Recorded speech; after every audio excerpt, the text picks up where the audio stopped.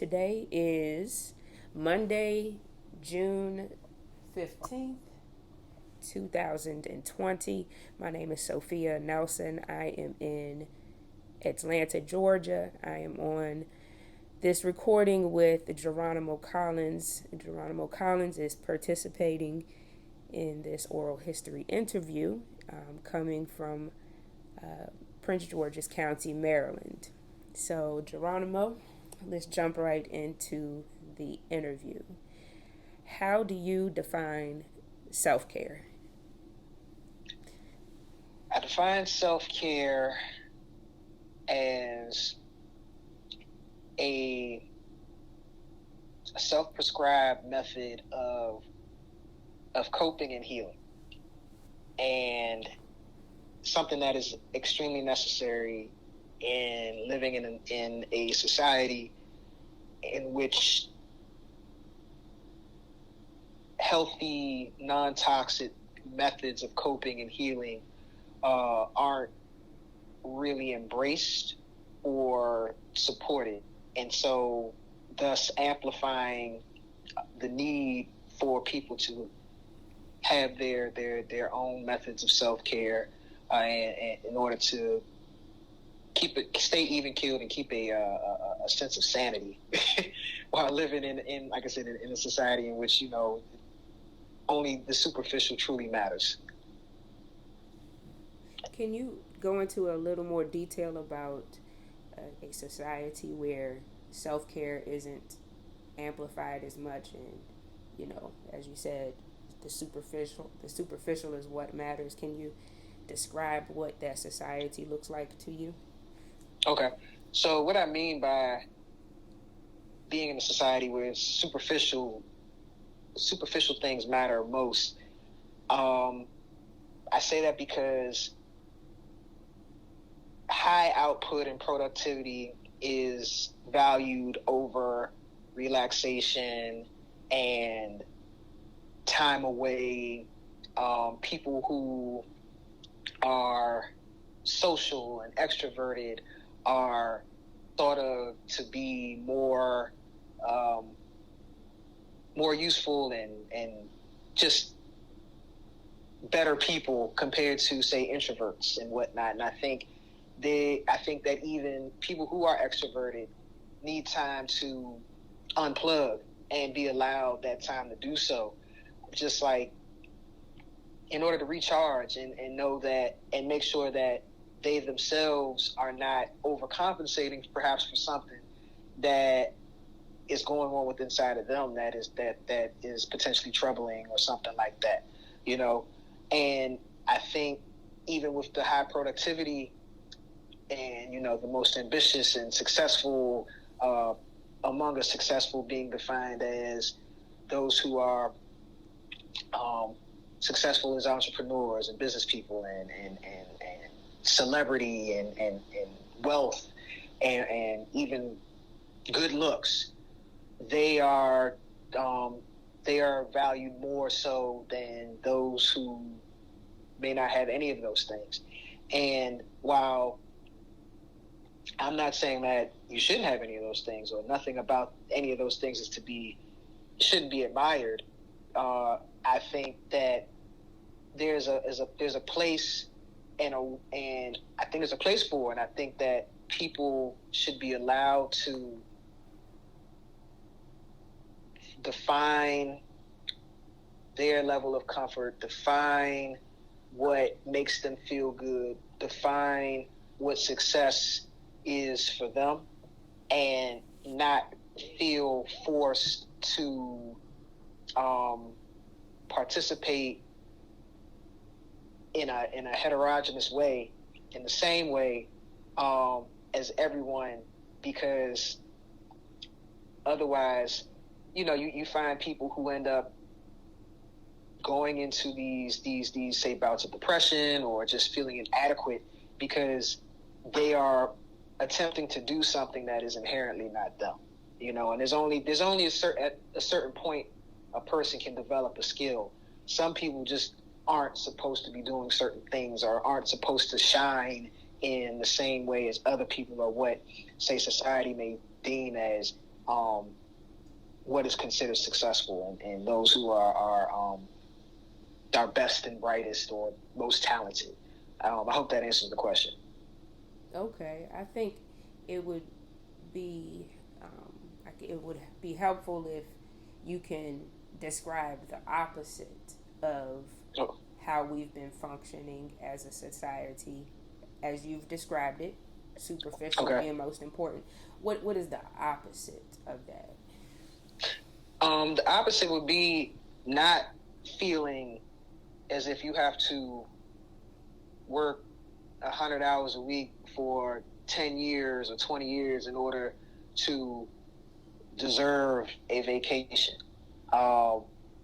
To not be made to feel as if something's wrong with you because you want to be in the house. You don't want to be outside socializing, and not necessarily because you hate people, but because you do better to yourself, and you're able to be your best and do your best in whatever it is that you're interested in by taking time for yourself and not necessarily being in a social setting all the time or things like that.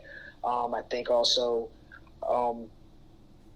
letting letting it be known that you don't have to. You can.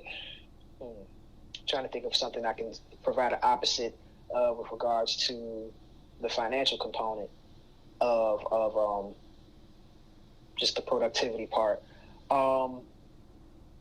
As long as all your bills are paid and you are able to pay all your bills and you are able to feed yourself and take care of yourself, and just you feel good that knowing that you are contributing to your life and your family's life in a meaningful way. I think that should be enough. I think that should be enough if that is enough for someone. I don't think that. I think those people are just as valuable as those who want more for themselves financially, or more for more for themselves in a material way. Yes, that's for me. That's the way in which I can see. I can describe the opposite of society. Even thinking about the way in which people create, the way in which people produce, and the way in which people are deemed talented within the workplace. There are people who are skilled tradesmen and labor people who oftentimes are overlooked, and who, for the most part, I think even in this time that we're in, may even be feeling the worst of everything, because you can't work from home if you are if you're a plumber, or you are a skilled craftsman of sorts. You know what I mean? You can't work from home, man. If nobody can afford to call you in for services, or there's nothing needed to be sold, where does that leave you? But that they found that work and it makes them happy, and you find some very intelligent people, you know what I mean? And that doesn't necessarily mean that because they don't have a degree, perhaps. Not to say that people who do that work don't have degrees, but a lot of times they don't. They are just as intelligent and able to contribute to conversations and about just human life and existence in a way that I think people who have spent time in post-secondary classrooms do as well. Okay. Well, let's take it in on a personal level. Okay. Describe what normal life looked like before COVID-19, like lockdown. What was normal life for you before COVID-19 lockdown? Okay. That's my response to what normal life looked like for me prior to the pandemic and the shelter in place orders and things like that. So I laugh because everybody knows me as someone who's always out and about in different social environments. I call myself an ambivert because I'm good keeping to myself as well as being amongst people and socializing. But having returned to the DC area um, almost a year ago from New Orleans, I have been in the house. I've been a homebody. It's the first time in my life I have voluntarily been a homebody. And so when all this shutdown talk started happening, it wasn't a major departure from the norm for me.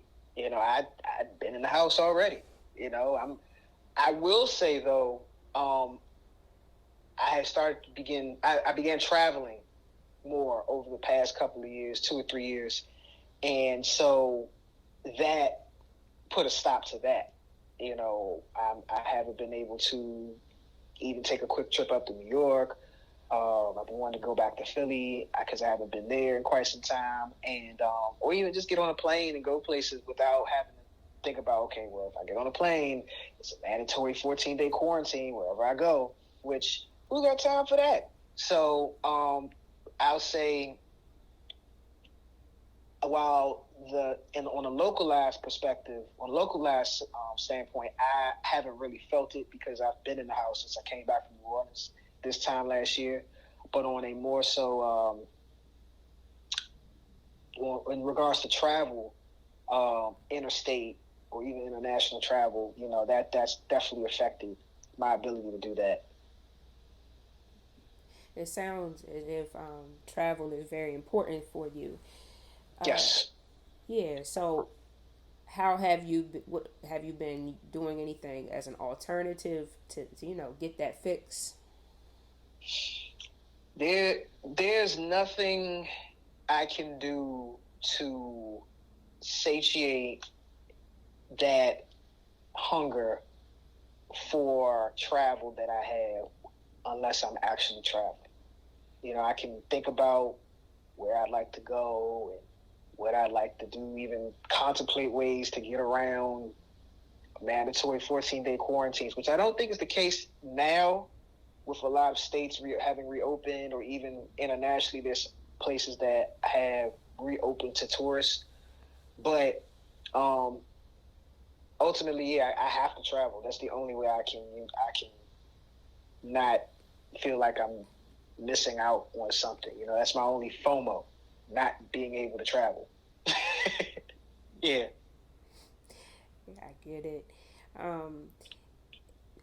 There are many reports that COVID-19 is affecting the African American community at a higher rate. Do you have any concerns about this? So, for the whole community, my concern about that remains the same as my overall concern about our general health, and in that not enough of us are healthy. Not enough of us have access to the services and resources and knowledge so that we can be healthy. And culturally, because of the way many of us, especially if you have a years-long, generations long lineage in the United States as a Black person, soul food is a big part of our cultural expression and gatherings. And although I've learned in recent years that the soul food, what we consider soul food today, is not what soul food was even in the midst of our enslavement, our ancestors' enslavement. It was actually fresher and even healthier and more flavorful. It wasn't just salt, sugar, and fat. Because of what we see as soul food today, it's killing us. It's definitely not something that we should eat as often as many people do. And then, of course, we know all the things about food deserts, and you look in, say, neighborhoods where I grew up. I grew up in Oxon Hill, Maryland, which I always say is not the worst place in the world, but it's not the best place either. So I know that if I go just over the bridge into Old Town Alexandria, I will find a plethora of of healthy takeout options and a larger variety of ethnic foods and things like that. On this side of the bridge, though, in Oxon Hill, you got a lot of what I say fried, dyed, and laid to the side. A lot of Chinese carryouts. There are a couple of Latin restaurants, Salvadoran, as well as they've got they got Peruvian chicken spots around. Even though some of those places, I won't name any names, but some of those places use a little too much salt in their food. But yeah, and for someone like me who leads a pretty healthy lifestyle, eats a pretty healthy diet, unless I get up and go across the bridge to Old Town Alexandria all the time, or go into the city of DC, I'm in the house cooking most of the time, because there's just not enough options outside of the house that fit the way that I eat, and I think about that and how, well, yes, I have the knowledge and I'm willing to go to take the extra mile, literally, to get the types of foods that fit my diet so that I can feel good as I'm eating and after I'm eating. But, also, I know that's not the case for a lot of the people who live around me, a lot of people in my family, a lot of my friends. And so as far as any reports about Black people experiencing COVID-19 infections at a greater rate than other racial groups, I'm not surprised to hear that, because most of us weren't healthy to begin with. And then there's people, of course, who are saying, oh, they're just making us the face of COVID deaths and things like that. I mean, that could be true too. It doesn't negate the fact that we aren't healthy. Generally speaking, we're not healthy. If you live in America, period, you're probably not that healthy. And if you migrate here from another country, there's a good chance you will put on 20 pounds pretty quickly. Especially if you come from a place where obesity is not a thing. So, and I say this because I've had friends and roommates from other countries where obesity was not a common thing, and they come here and they say, "Yeah, I gained 20 pounds in like 6 months or something," and so that's how. But going back to the whole thing about Black people and COVID-19, I don't, like I said, I don't feel any differently than I did prior to COVID-19. I always thought, I always recognized as how unhealthy we are.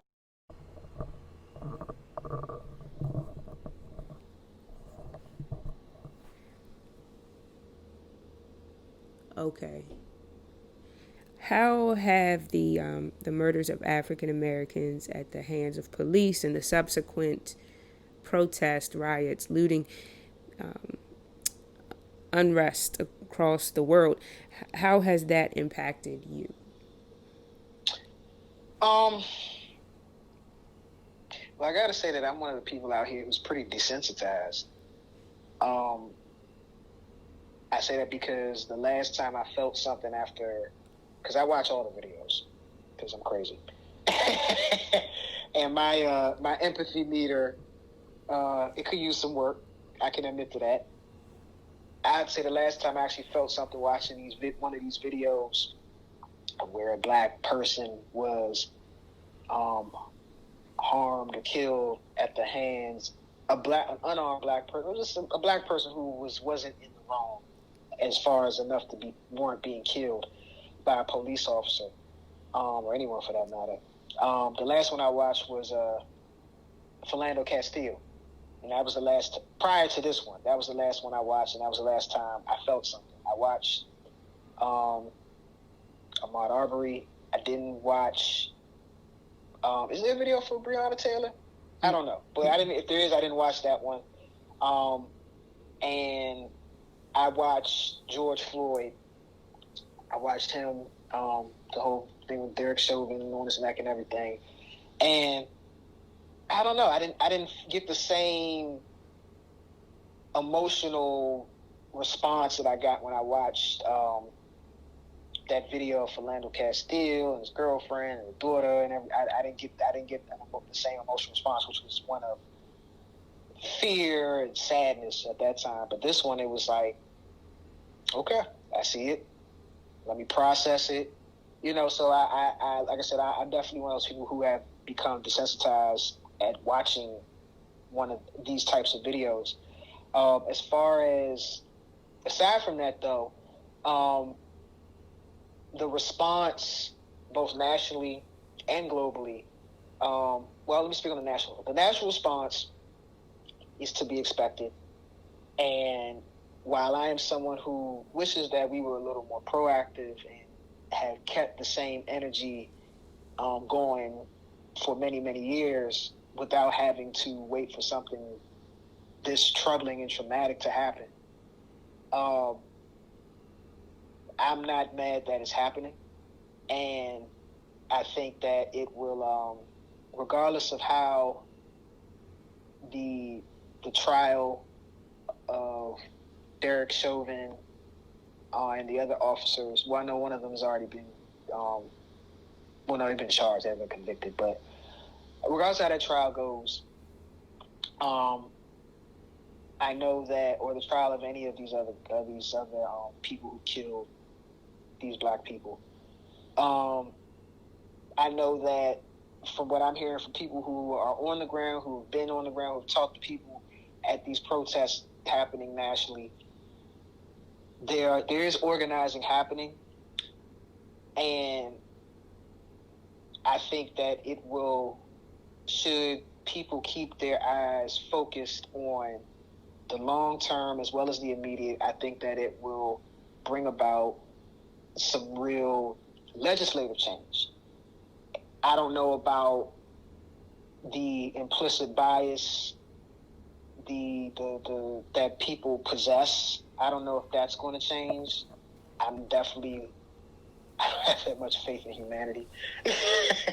But legislatively, I think things will change for the better. But you have to stay on it. You can't just fall back once you get the win. You gotta stay on it, because falling back is how you give the opposition an opportunity to catch up. You can win a battle, but you haven't won a war. Winning a battle doesn't mean you won the war. You gotta beat people back so far. You gotta beat them back so far that when you do put your guns down, even for a moment, they don't have enough time to catch up and get the upper hand. And I don't know,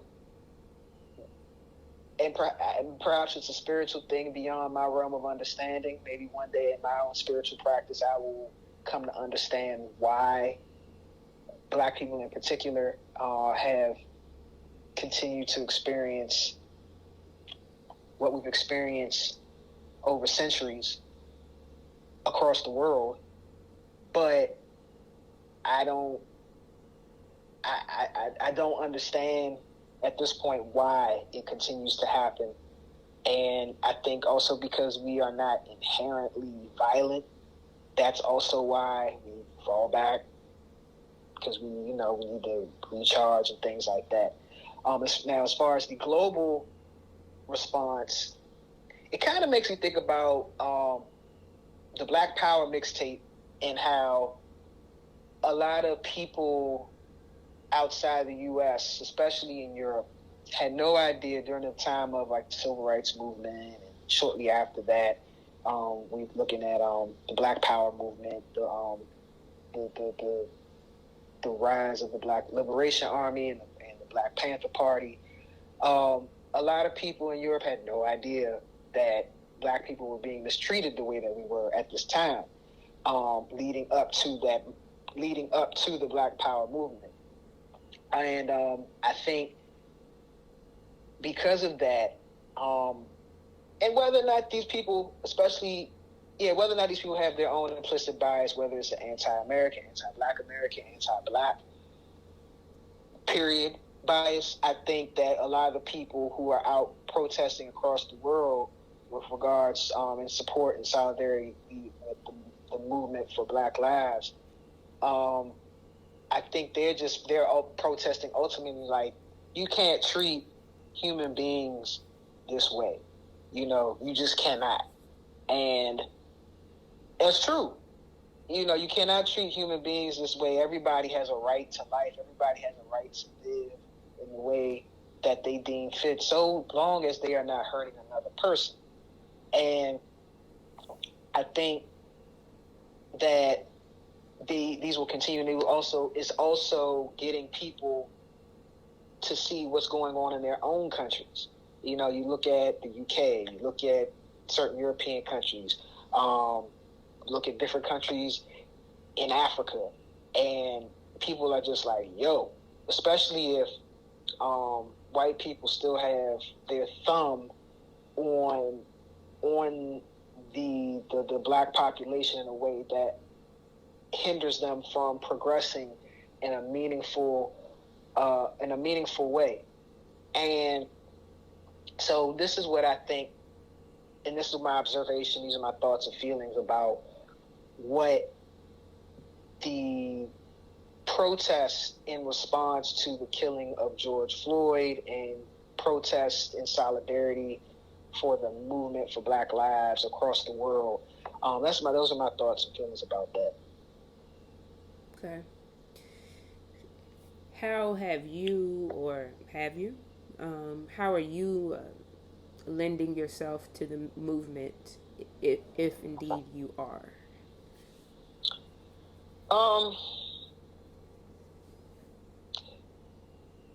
So how I'm lending myself to the movement. I'm not a protest type. I'm not going to be screaming in the face of police. I'm not going to be out there with a bullhorn. I'm not an organizer in that way. That's not how I choose, and that's not where I'm best suited. I am best suited as someone who can work behind the scenes. I'm best suited as someone who can communicate from the inside. So I am wanting to move in that direction. So I spoke about how I didn't speak about on this, but I'm making a career change and going into IT. And as we all know, within tech, there's a diversity issue, and I think my presence in that industry, in that sector, will not only add to, of course, the diversity numbers, but also me being someone who has the soft skill of being able to talk with people from all different backgrounds, and also the varied experiences that I've had in life and in different cities and states and countries. Excuse me. It's something else that I'll be able to bring that could very well place me in a position to authentically and genuinely add to the diversity of the tech sector. I think, especially with the way in which the world is going, where tech is about to run everything, I think it's important to make sure that there are people in place who are going to be decision makers who will influence the decisions on these new technologies that'll come out, and making sure that they are technologies that benefit everybody who engages with them, and not just some people or one race or people who are wealthy, or people who have easy access to things already. You know what I mean? So that is how I would see myself lending myself to the movement and being the most productive and most beneficial to it. I see it. I see your vision. Okay. As a person who is, desensitized by some of the more recent occurrences that have taking place in the black community at the hands of police. As someone who sees a larger public health issue and concerns within the black community, even beyond, what's being reported as high rates of COVID-19 cases. Is self-care something that you need? Is your definition of self-care something that you have to implement during this time? Absolutely. And I think having this downtime, quote unquote, has enabled me to really pay more attention to it and add more habits into my life that will give me a greater self-care method, or give me greater methods of self-care. Let me say that. So I've had workout routines on and off throughout my life. So I've started working out again. I even plan to register for self-defense courses, probably Krav Maga. I've been, of course, because I haven't really been going anywhere, I've been cooking more. I've increased my intake of fruits. Vegetables, I always eat a ton of vegetables and fruits because I'm not a big fan of sweets. Even though fruits are, the sweetness of fruits is better for you than, say, some desserts or things like candy. I've increased my intake of fruits, as well as I'm going to be cleansing soon, doing a juice cleanse, multi-day juice cleanse. But also just making sure that I not only keep in contact with people that I care about, that I consider friends or family, but also reaching out, because I know that my level of need emotionally isn't as great as some people's, so I have a little more to give, and so for me, being able to provide is important for me, and that makes me feel good when I can provide. When I can't provide, I feel bad, and not because I think that I'm supposed to provide, but intrinsically, I am a provider, and so as long as I'm able to provide, that makes me feel good. And that's something that I realized even before the pandemic. And in this downtime, having the ability to fine-tune these self-care methods. There's even days when I haven't done anything. I just sit and watch stuff on TV. And, the things I watch on TV, which is typically all on the internet, Netflix, Amazon Prime, YouTube, it's not really anything mindless. I don't watch much stuff that's mindless. There's very, very little that I watch that's escapism in that aspect. Most of what I watch are documentaries, some interviews and conversations about certain topics that I'm interested in, things like that, educational videos. But very little that I watch is just escapism. So, but I'll take it, like I say, I'll spend whole days just doing that. I won't pick up a book. I won't do any studying. I'm just doing that, and I think that's cool, just to give myself an opportunity to do that, because I don't have to always be on. And as someone who, my zodiac sign, Virgo, we earth signs, we got to be sturdy. We got to be on. We got to be calculated and methodical. We always got to be on and doing something. So really find a balance in that. So although I haven't had the same mental and emotional or financial challenges that a lot of people have experienced since this pandemic hit hard, that still doesn't take away from the fact that I still need my own methods of self-care, period. And so that, and also in a way for me to be prepared in the event that anything could change. I'm grateful that so far everything has been good, and I would love for things to remain good for me for some time. But, in the event that something changes, I want to make sure that, it doesn't hit me like a ton of bricks and take me out, figuratively speaking. So, yeah, so definitely it's absolutely necessary for me to still have methods of self-care. Got it. Got it. What I believe is my second to last question. All of us, that message, we are all in this together, that floats around. The we is comprised of many, many of us individuals. So just take a moment and describe who you are. Give me an oral bio of who Geronimo Collins is in today's time and before and just overall. All right. So the tell me about yourself question is always the most difficult question in any moment, whether I'm at a job interview, whether I'm having a casual conversation with somebody, regardless, an informal conversation. But I'm going to do my best to answer it.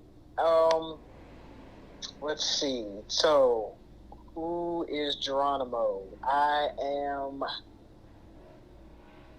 and let's go down the list. I am a 37-year-old native of, well, I guess D.C. I was born in Washington, D.C., grew up in Prince George's County, Maryland. I've lived a few places up and down the East Coast.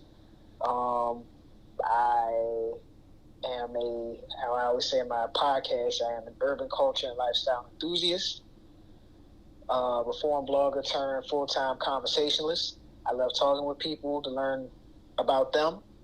I have always taken, more often than not in my recent years as an adult, I've taken a very objective view on things. I'm free thinking.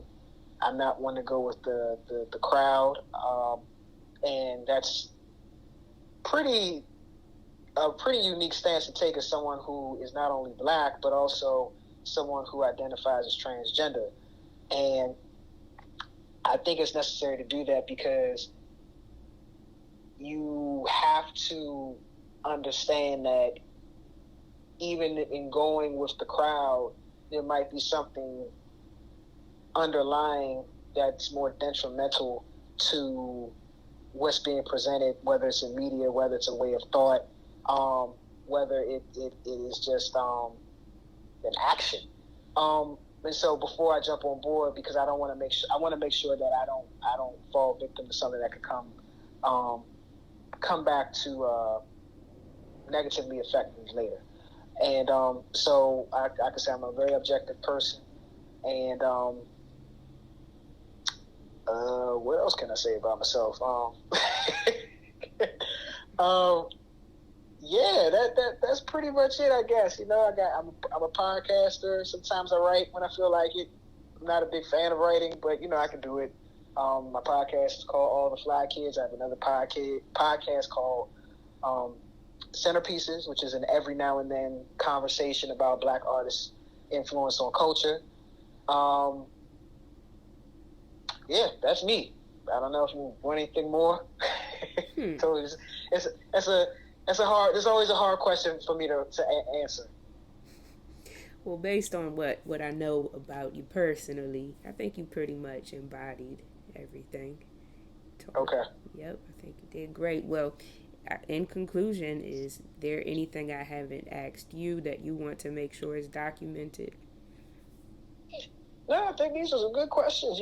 Pretty good questions that require some in-depth and allow for some in-depth response. So I want to thank you for giving me the opportunity to speak and getting me to talk about exactly what I've been thinking for quite some time and haven't really had the space to talk about. You're welcome. Glad we could collaborate. I'm going to turn this tape off. Hold on.